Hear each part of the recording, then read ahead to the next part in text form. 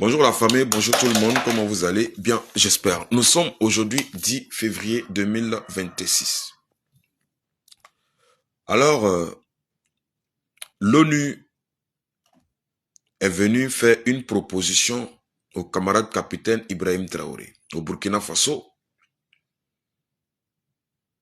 Actuellement, où Manu est en train de pleurer.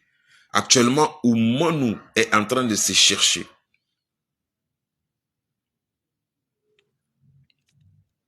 L'ONU vient proposer un montant énorme et important au Burkina Faso. 850 milliards de francs CFA que l'ONU propose au Burkina Faso pour les donner au Burkina Faso pour appuyer le travail énorme que le Burkina Faso est en train de faire. N'oubliez pas que il y a quelques années, le Burkina Faso a été sanctionné grave par beaucoup d'organisations. Je peux citer la CEDEAO et l'Union africaine. On a été maté par les sanctions. Le Burkina Faso maté par les sanctions, le Mali maté par les sanctions, le Niger maté par les sanctions. Jusqu'à ce que les médicaments étaient venus au Bénin, ils ont bloqué les médicaments au port.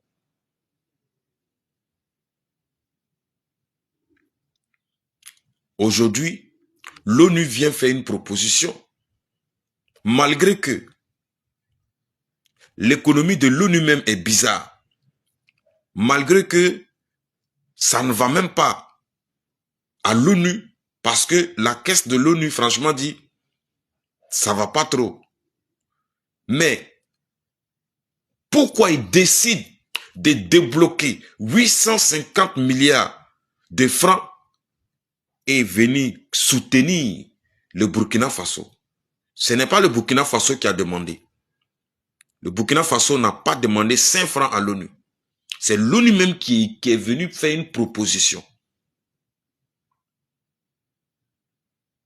Et pourquoi l'ONU, dans tous ces pays, la France même qui est en train de périr financièrement, et il laisse, c'est le Burkina Faso, ils viennent soutenir.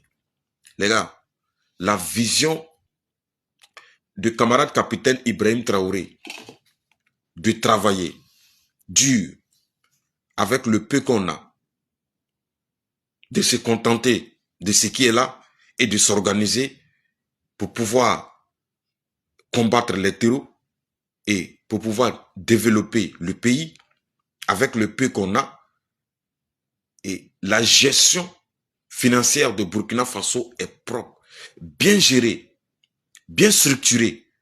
Et le développement est en train d'aller tout doucement, lentement mais sûrement. Nous sommes en train de lutter contre les terreaux, sûrement, sans prêt. Parce que tout ce que nous avons, vous voyez, à chaque fois il y a des inaugurations, à chaque fois il y a des dons de matériel à Faso Mebo, à chaque fois il y a des dons de matériel militaire à nos braves combattants, à chaque fois il y a des nouveaux projets, à chaque fois, regardez l'autoroute, Bobo, Ouaga. Et tous ces projets-là, 105 francs de quelqu'un. 105 francs qui vient de quelqu'un. C'est le fonds propre de Burkina Faso, le fonds propre des Burkinabés. Nous ne sommes pas pleins quand ils ont sanctionné. Nous ne sommes pas pleins. On a dit, bon, il n'y a pas de souci. On va faire avec, on va se débrouiller, main dans la main, et on va se reconstruire. Et on va combattre les terreaux, plus les sponsors. Et c'est ce qui a été fait.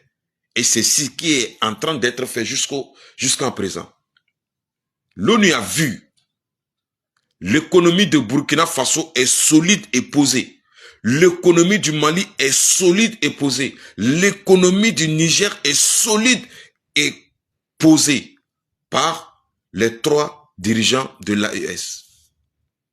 Alors ils ont vu, ceux-là, c'est pas des gars qu'on peut combattre avec des sanctions. Parce qu'ils ont déjà fait ça à d'autres pays, ça n'a pas marché. Alors, il vient faire une proposition de 850 milliards de francs CFA pour appuyer le Burkina Faso.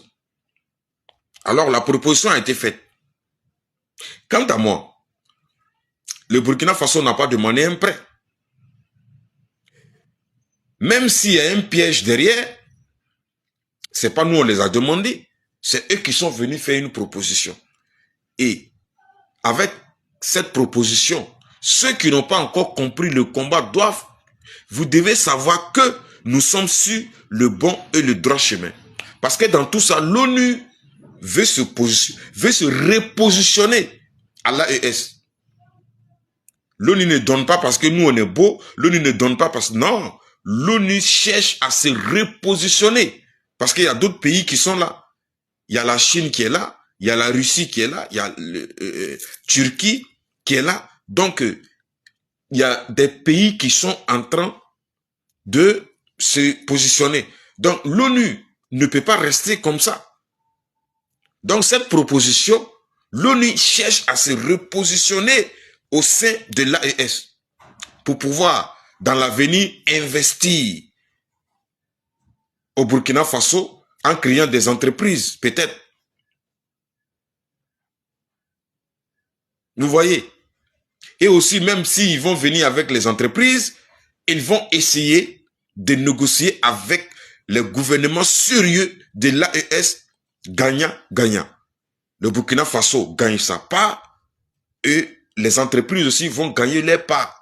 En fait, les contrats ne seront plus comme les contrats d'avant où l'État prend 10%, 9%, 1% ou 7%. Non.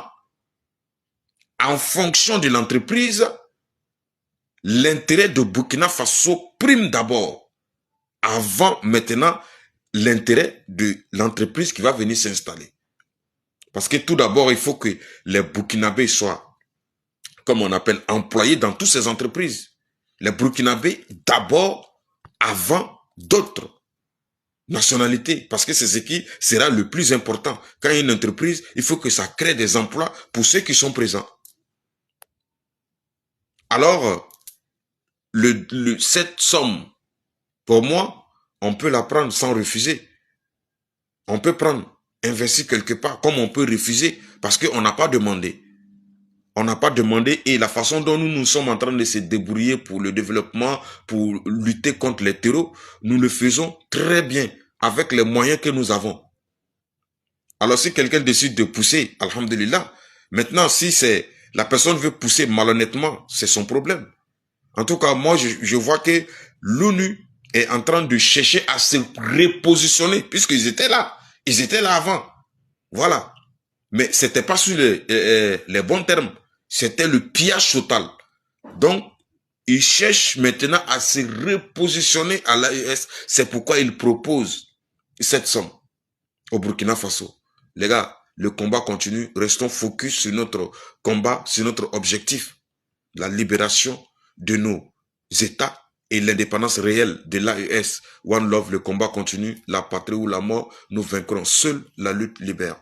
Bonjour la famille, bonjour tout le monde, comment vous allez? Bien, j'espère. Nous sommes aujourd'hui 10 février 2026. Allons-y au Mali, on va aller voir les femmes, mais on va retourner au 7 février. Ce qui s'est passé à Ségou. Ce qui s'est passé à Ségou, les gars, c'est incroyable. Alors, un groupe terroriste a été foudroyé par l'armée malienne. Ils ont été pris en filature. Une quinzaine de terreaux. Ils ont essayé de se camoufler dans une zone boiseuse à l'ouest de Ségou. Alors, ils ont été foudroyés.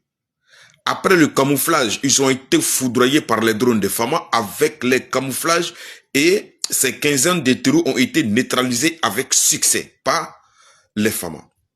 Une deuxième frappe a permis de neutraliser une dizaine de terreaux ainsi que leur logistique alors qu'ils tentaient d'accoster à bord d'une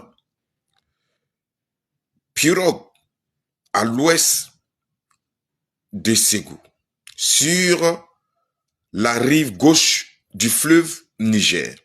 Ils ont été copieusement chicotés par les FAMA.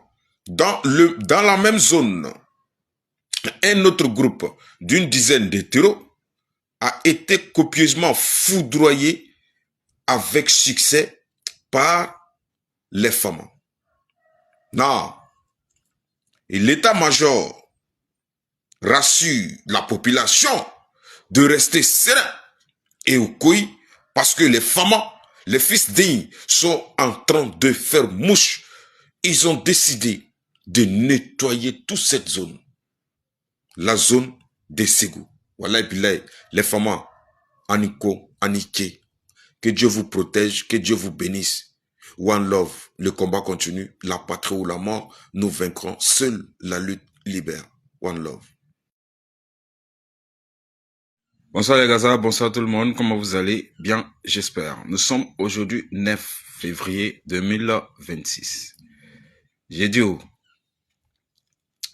les gens là sont en train de parler, woyo waya, que non, lors de la Côte d'Ivoire, la Côte d'Ivoire prend 8% et les entreprises étrangères prennent 92%. Je vais vous dire, l'économie de la Côte d'Ivoire, là, ça repose sur l'agriculture. Ce n'est pas sur l'or. Même si l'or, on donne 1%, ça, c'est pas un problème. Parce que l'économie de la Côte d'Ivoire repose sur l'agriculture. Ce n'est pas sur l'or. Hein.